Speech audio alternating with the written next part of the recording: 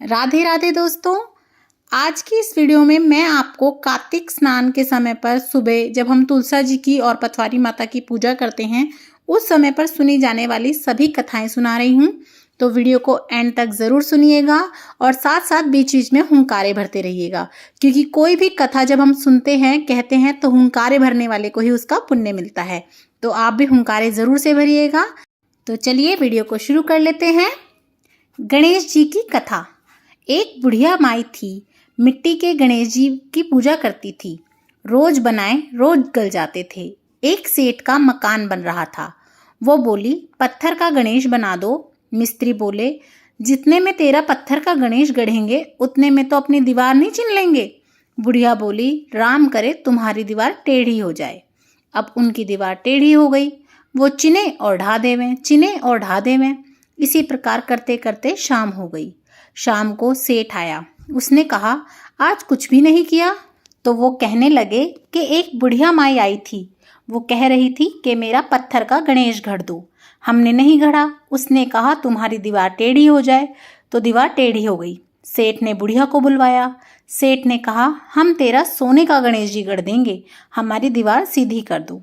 सेठ ने बुढ़िया का सोने का गणेश गढ़ दिया। सेठ की दीवार सीधी हो गई। जैसे सेठ की दीवार सीधी हुई वैसे ही सबकी करना, कहते सुनते हुंकारा भरते। लक्ष्मी जी की कथा। एक ब्राह्मण था, रोज पीपल में जल चढ़ाने जाता था। पीपल में से लड़की कहती कि पिताजी मैं भी साथ चलूंगी। ब्राह्मण सूखने लगा। ब्राह्मणी बोली, क्यों सूखते हो? ब्राह्मण बोला, पीपल में से एक लड़की कहती है कि पिताजी मैं भी साथ चलूंगी। ब्राह्मणी बोली, कल ले आना, जहाँ 6 हैं वहीं 7वीं भी हो जाएगी। दूसरे दिन ब्राह्मण ले आया। उस दिन आटा मांगने गया तो थैला भर भर के मिला। आटा छानने लगे तो बोली, माँ मैं छानूंगी। ना बेटी, पावनी बेटी धोली धोली हो जाओगी, ना मैं ही छानूंगी। उसने छाना तो परात भर गई। खाना बनाने लगी तब भी वो बोली, माँ मैं बनाऊंगी। माँ बोली, ना बेटी उंगली जल जाएगी, ना मैं ही बनाऊंगी। रसोई में गई, 36 प्रकार के भोजन बनाए, सबको पेट भर भर के खाना खिलाया। और दिन तो भूखे रहते थे, उस दिन पेट भर भर के खाना खाया। भाई आया, जीजी मुझे तो भूख लगी है, रोटी खाऊंगा। बहन सूखने लगी कि सबने तो सब कुछ खा लिया, अब इसे कैसे खिलाऊंगी।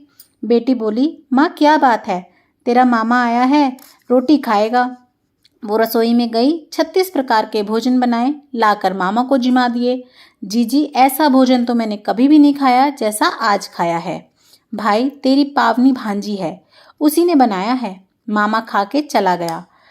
शाम हुई। बेटी बोली, माँ चौका लगा के चौका का दिया जला दियो, कोठे में ही सोऊंगी। ना बेटी तू तो डर जाएगी। ना माँ कोठे में सोऊंगी। कोठे में सो गई। आधी रात को उठी, चारों तरफ आंख मारी, धन ही धन हो गया। जाने लगी। बाहर बूढ़ा ब्राह्मण सो रहा था। बोला, बेटी तू कहाँ चली? बोली, मैं तो लक्ष्मी माता हूँ, इसके 6 बेटी हैं, दरिद्रता दूर करने आई थी। तुझे करवानी हो तो तू भी करवा ले। उसके घर में चारों तरफ आंख फिराई तो धन ही धन हो गया। सवेरे उठ के ढूंढ मची, पावनी बेटी कहाँ गई, पावनी बेटी कहाँ गई। बूढ़ा ब्राह्मण बोला, वो तो लक्ष्मी माता थी, तेरे साथ साथ मेरी भी दरिद्रता दूर कर गई। जैसे लक्ष्मी माता ने उनकी दरिद्रता दूर करी वैसे सबकी करना, कहते सुनते हुंकारा भरते। नित्यनेम बाबा सीता माता की कथा। राम आए लक्ष्मण आए, देश के पुजारी आए, नित्यनेम का नेम लाए। आओ राम बैठो राम, माखन मिश्री खाओ राम, दूध बताशा पियो राम, सूत के पालक पोढ़ो राम, शाल दुशाला ओढ़ो राम। राम सवारे सबके काम, खाली घर भंडार भरेंगे, सबका बेड़ा पार करेंगे। जय श्री राम राम राम जय श्री राम। सीता माता कहानी कहा करती थी और श्री राम इस कहानी को सुना करते थे। एक दिन भगवान राम को किसी काम से बाहर जाना पड़ा। सीता मैया कहने लगी कि भगवान मेरा तो 12 वर्ष का नित्यनेम का नेम है, मैं अपनी कहानी किसे सुनाऊंगी? भगवान बोले, ऐसा करना, कुएं की पाल पर जाकर बैठ जाना, वहां औरतें पानी भरने आएंगी तो तेरी कहानी सुन लेंगी। बोली, अच्छा। सीता माता कुएं पर जाकर बैठ गई। एक बहू आई, रेशम जरी की साड़ी पहन रखी थी और सोने का घड़ा ले रखा था। सीता माता बोली, बहन मेरी 12 वर्ष की नित्यनेम की कहानी है, वो सुन लो। बहू बोली, मैं तेरी 12 वर्ष की नित्यनेम की कहानी सुनूंगी तो मुझे देर हो जाएगी, घर में सास लड़ेगी। कहानी नहीं सुनी और घर में चली गई। घर गई तो रेशम जरी की साड़ी फट गई, सोने का घड़ा मिट्टी का हो गया। सासू बोली, बहू ये तो किसका दोष सिर पे लगा लाई है। बहू बोली, सासू जी दोष क्या, कुएं पर एक औरत बैठी थी, वह कह रही थी मेरी नितनेम की कहानी सुन लो, मैंने नहीं सुनी तो ऐसा हो गया। अगले दिन सासू बोली, वही साड़ी पहनकर मैं जाऊंगी। सासू वही साड़ी पहन कर गई, घड़ा भी ले गई।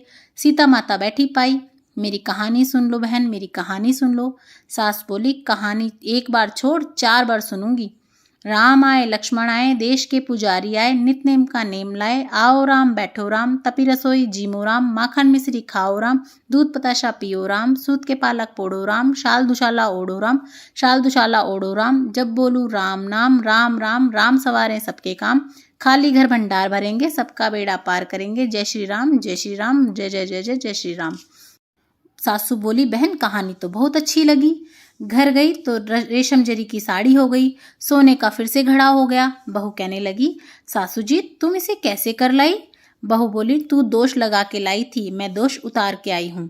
बहू बोली, ऐसी वो कौन थी।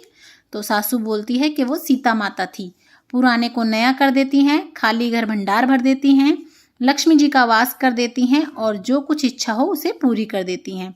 अच्छा सासू जी, ऐसी कहानी है तो मुझे भी सुना दो। सासू माँ बोली, ले भाई तू भी सुन ले। सासू माँ ने उसे भी कहानी सुना दी। बहू कहने लगी, सासू जी कहानी तो बहुत अच्छी है। सासू बोली, बहू रोज कह लिया करेंगे। अब सासू बहू नहाती, पाठ पूजा करती और नितनेम की सीता माता की कहानी कहती। एक दिन उनकी पड़ोसन आई, बहन जरा सा आँच दे दो। वह कहने लगी, अभी हमारे आँच नहीं जलाई। वह बोली, तुम 4 बजे से उठकर क्या कर रही हो। बोली, हम नहाए धोए, पाठ पूजा करी, सीता माता की कहानी कही। वह बोली, इससे क्या होता है।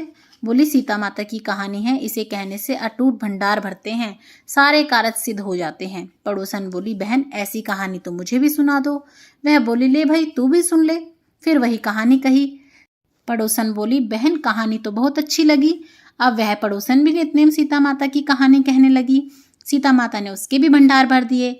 मेरी सीता माता जैसे उन सबके भंडार भरे, वैसे हमारे भी भरियो। लक्ष्मी का वास हो, अन्नपूर्णा का वास हो। बोलो सीता माता की जय, बोलो जय श्री राम जय श्री राम।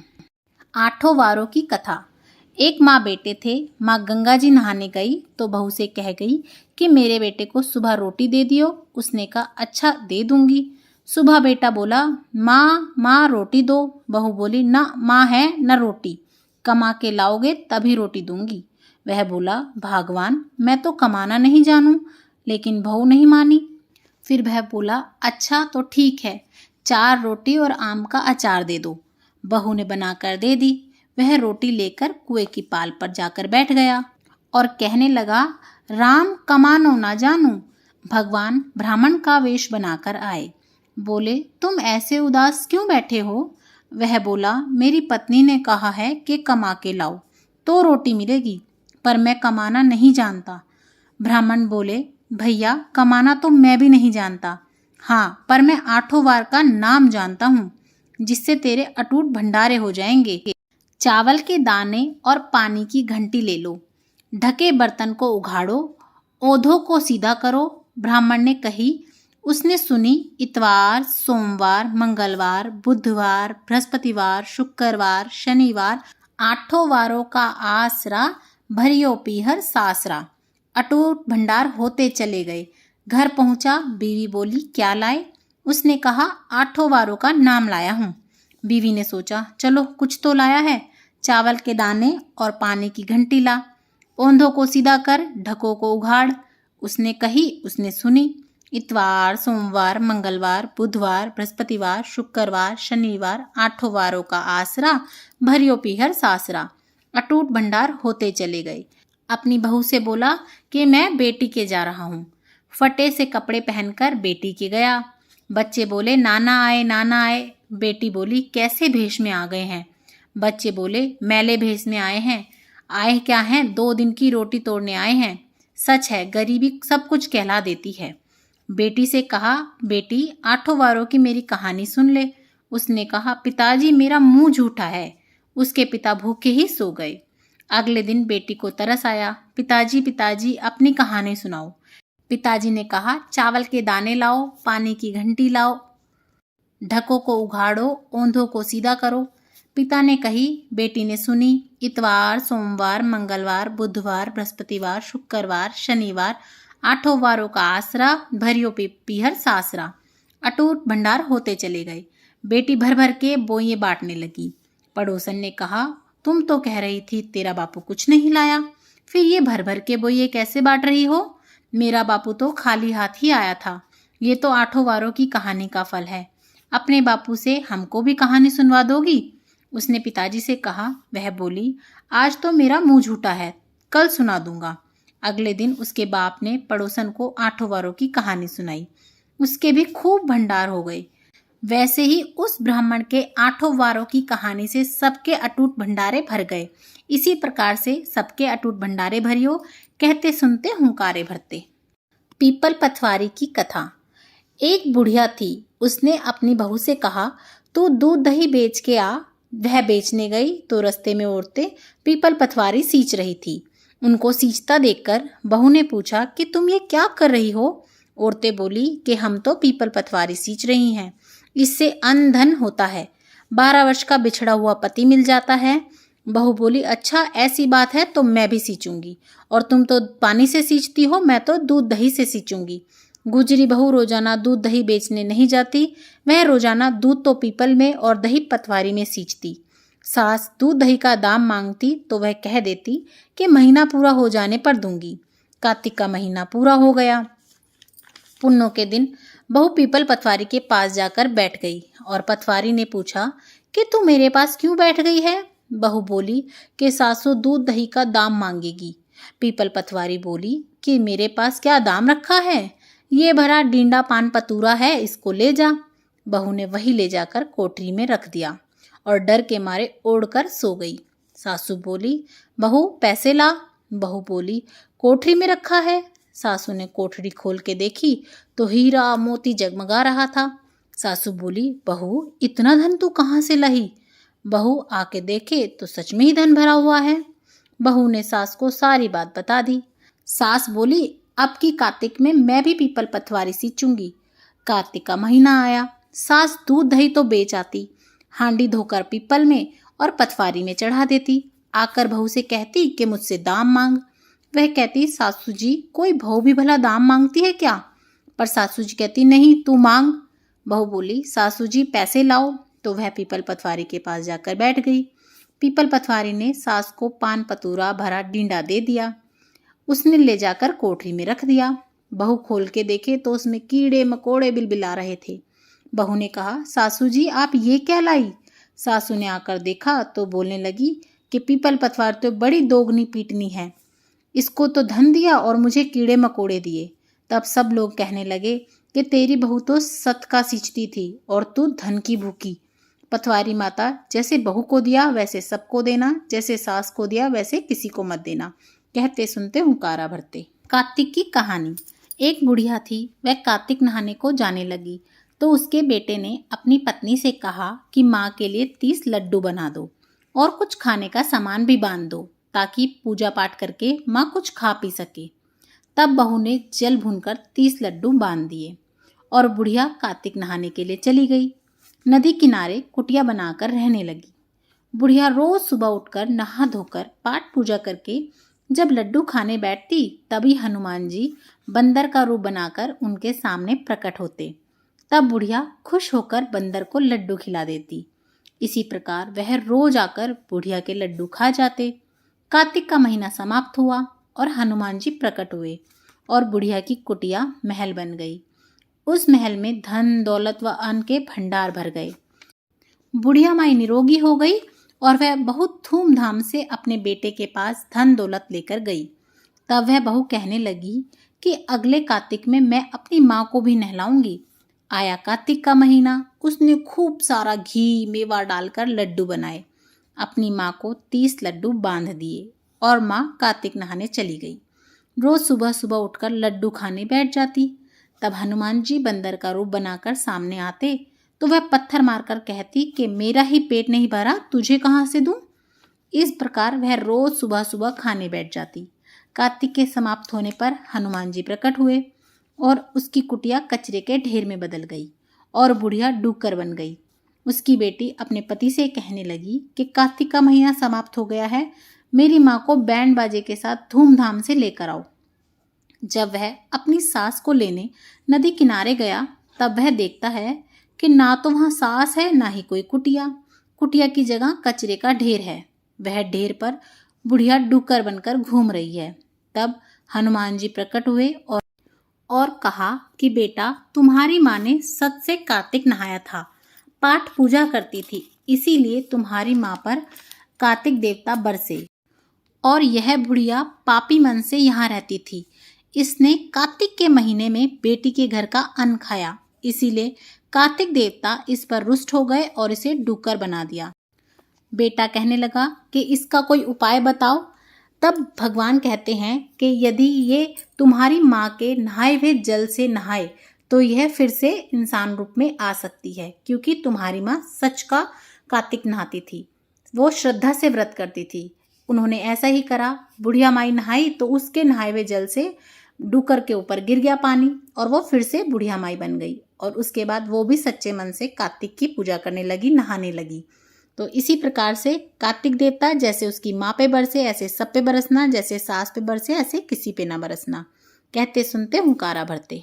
इल्ली घुनिया की कथा। एक इल्ली थी, एक घुनिया था। इल्ली बोली, आ घुनिया, दोनों कार्तिक नहाएंगे। घुनिया बोला, तू तो गिरी दुहारे में पड़ी रहती है, तो तेरे में तो ताकत है, तू ही नहा ले। मैं तो मोठ बाजरे में पड़ा रहता हूँ, मैं तो नहीं नहाऊंगा। मैं तो हरा हरा सीठा खाऊंगा और ठंडा ठंडा पानी पीऊंगा।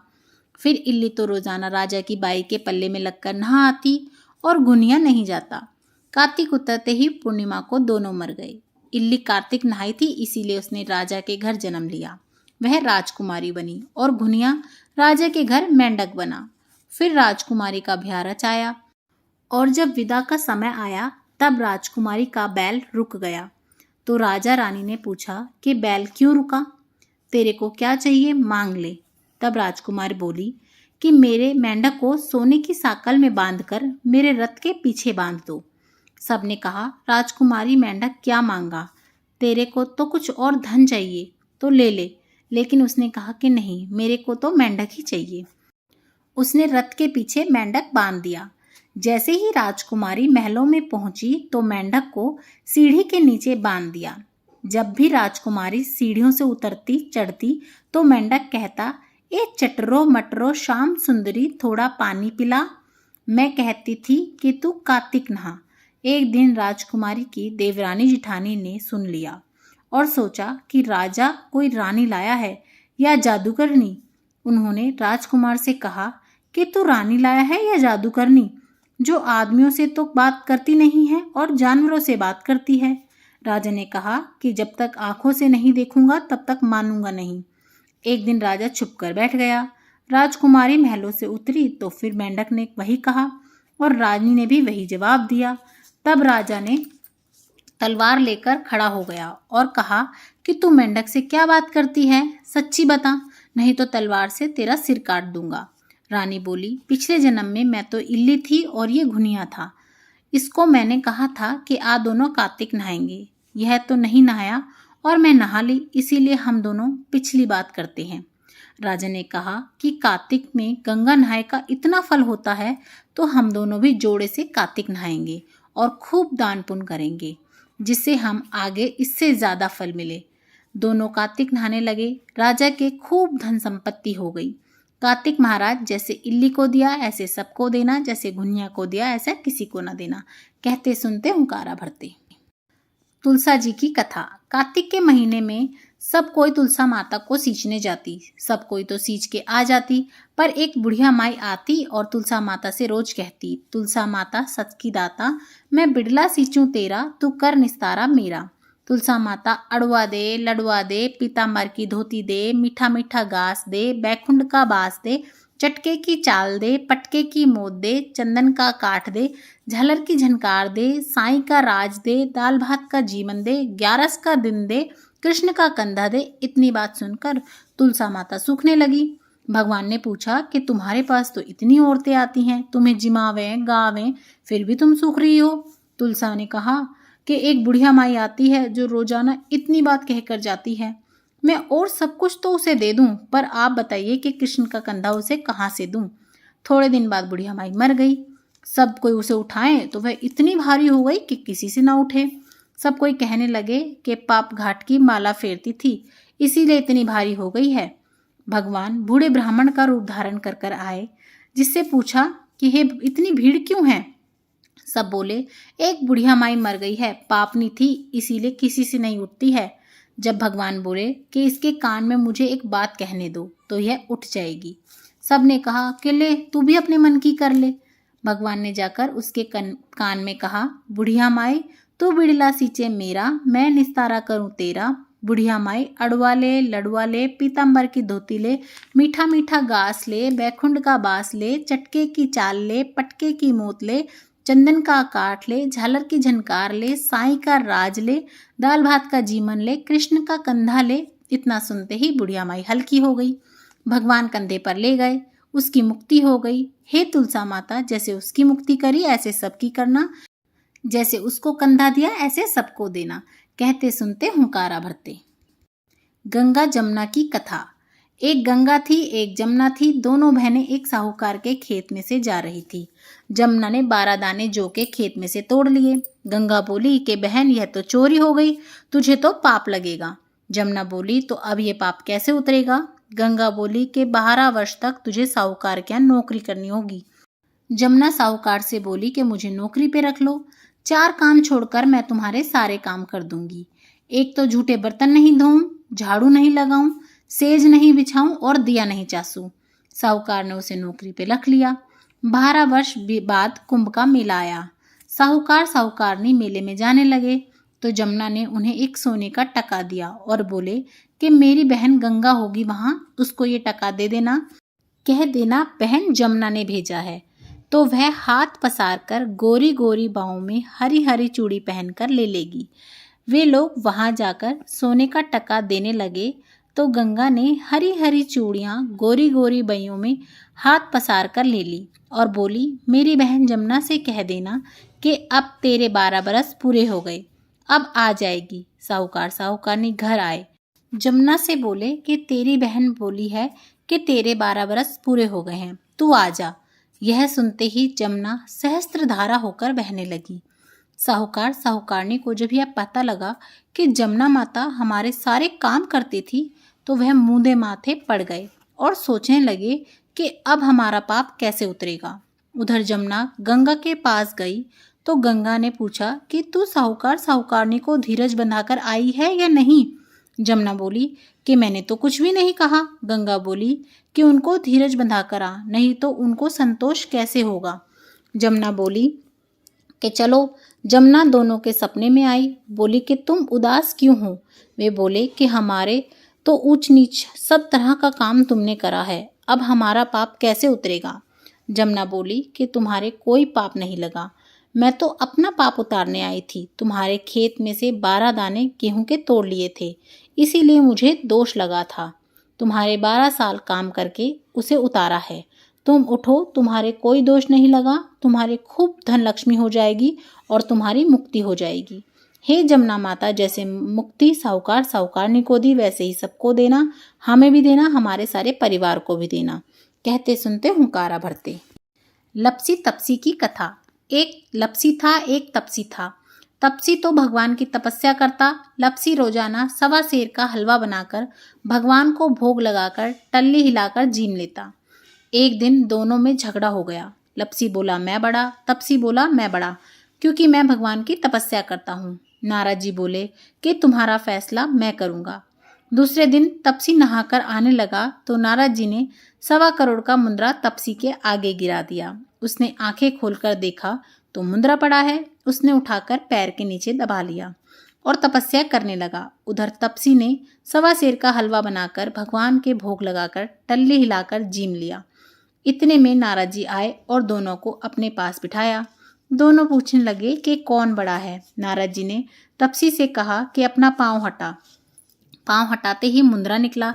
तब नारद जी बोले कि मुंद्रा चुराने से तेरी तपस्या भंग हो गई है, इसीलिए लपसी बड़ा है। तपसी कहने लगा कि मेरी तपस्या का फल मुझे कैसे मिलेगा। नारद जी बोले कि तेरी तपस्या का फल कार्तिक नहाने वाली तुझे देंगी। यह कहानी कहकर तेरी कहानी ना कहेंगी तो कार्तिक का फल तुझे हो जाएगा। धोती देकर अंगोछा नहीं देवें, सीधा देकर दक्षिणा नहीं देवें, ब्राह्मण जिमाकर दक्षिणा नहीं देवें, दिया चास के हाथ ना जोड़ें तो तेरा पुण्य हो जाएगा। कपड़ा दे के बटन न टाके, दाहिने हाथ नाड़ा बांधे तो सबका फल तुझे हो जाएगा। इतना कहकर नारद जी वहां से चले गए। नगर बसेरे की कथा। एक जाट का था, एक भाट का था। दोनों दोस्त थे। जाट का चला बहन के, भाट का चला सासरे। रास्ते में कुएं की पाल पर दोनों बैठ गए। जाट का बोला नगर बसेरा कर ले। भाट का बोला कि मैं तो सासरे जा रहा हूँ, खूब खातिर होगी, तू ही कर। जाट कुएं की पाल पर बैठकर पानी की घंटी और चावल का दाना लेकर नगर बसेरा करने लगा और बोला नगर बसेरा जो करे सोमल धोवे पाँव, ताता माड़ा तापसी देगी मेरी माँ, माना देगी मावसी देगी द्वारका का वास, मीठा मीठा घास वृंदावन का वास, 5 कुल्ठी छठी रास, मेरा जिबड़ा श्री कृष्ण के पास, डालू पानी हो जाए घी, झट से निकल जाए मेरा जी, करा करके चल पड़ा।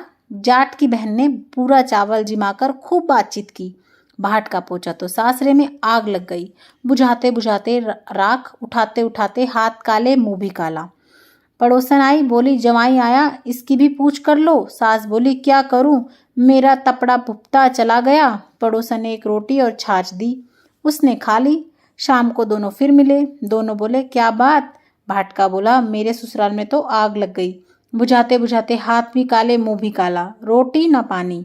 जाट का बोला मेरी तो खूब खातिर हुई, मैंने कही थी ना नगर बसेरा कर ले। बोला अब कर ले। भाट का बोला अब भी ना करूं, तेरी मौसी है, पता नहीं रोटी देवे ना देवे। मेरी तो माँ है, दही की छुछली चूरमे की पेड़ी धरी पावेगी। भाट ने नहीं किया। जाट ने नगर बसेरा करा। नगर बसेरा जो करे सोमल धोवे पाँव, ताता माड़ा तपसी देगी मेरी माँ, माना देवे मौसी देगा द्वारका का वासी, मीठा मीठा घास वृंदावन का वास, 5 कुल्टी छठी रास, मेरा जी बड़ो श्री कृष्ण के पास, डालू पानी हो जाएगी, झट से निकल जाए मेरा जी, करके वो फिर चल पड़ा। घर पहुंचते ही जाट की मौसी ने बहुत लाड़ चाव किया। भाट का घर गया तो उसकी भैंस खो गई। बाप एक लाठी धरे एक उठावे, बोला कि ससुराल गया तो आग लगी हुई थी, यहाँ आया तो भैंस खो गई। पहले भैंस खो कर ला तभी रोटी पानी मिलेगी। सारा दिन हो गया ढूंढते ढूंढते, पर भैंस नहीं मिली। बाजार में फिर दोनों मिले तो जाट ने पूछा क्या खबर है। भाट का बोला कि आते ही मेरे घर में भैंस खो गई, उसी दिन से ढूंढ रहा हूँ, रोटियों का ठिकाना ही नहीं है। जाट का बोला मैंने तो पहले ही कहा था कि नगर बसेरा कर ले। भाट का बोला कि नगर बसेरे में इतना गुण है तो अब कर लेता हूँ। दोनों नगर बसेरा करने लगे। नगर बसेरा जो करे सोमल धोवे पाँव, ताता माड़ा तापसी देगी मेरी माए, माना देवे मौसी द्वारका का दास, मीठा मीठा घास वृंदावन का वास, 5 कुल्टी छठी रास, मेरा जीवड़ा श्री कृष्ण के पास, डालू पानी हो जाएगी, झट से निकल जाए मेरा जी। उन्होंने नगर बसेरा किया तो आगे चला तो रास्ते में भैंस मिल गई, लेकर घर गया। माँ बोली लड़के को आते ही निकाल दिया, सारा दिन हो गया भूखा मरता। उसको खूब अच्छी तरह जिमाया, उसको सारी नगरी में ढिंडोरा पिटवा दिया कि सब कोई कार्तिक में पीहर सासरे आते जाते नगर बसेरा जरूर करें।